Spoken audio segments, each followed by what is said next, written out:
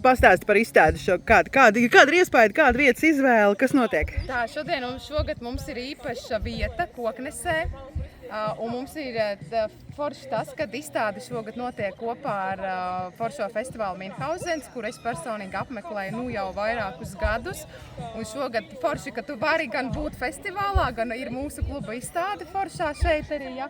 Un es domāju, ka laiks mūs saudzēs un būs lielisks pasākums mums visiem, labs garastāvoklis visiem kopā. Tā kā esam priecīgi būt šeit, un vieta tiešām ir fantastiska.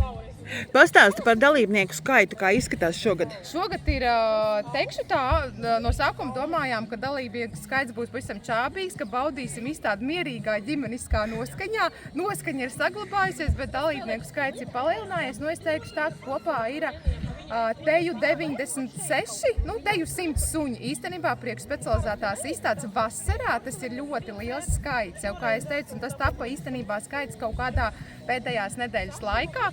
Tas nozīmē, ka latvieci joprojām atliek visus pēdējo brīdi, klasiskais. Nekur nesteidzās un atbilstoši vasaras noskaņai.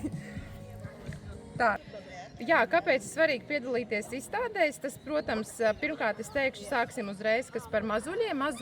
Mazuļu kucēnus tas ļoti labi socializē, gan pie citiem suņiem, gan ar pierast ar atmosfēru, sevišķi medību šķirņu suņiem. Šīs ārā izstādes ir vislabākās, jo šī gaisotne ir nepiespiesta un brīva.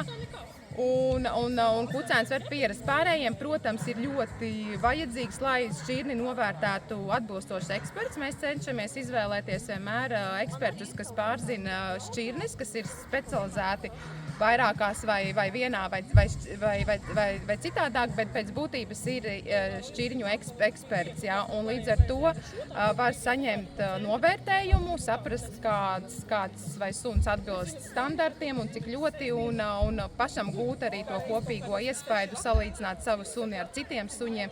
Tas ir ļoti svarīgi.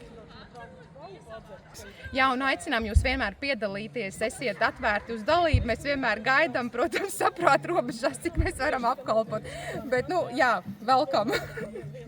Es jau cenšos.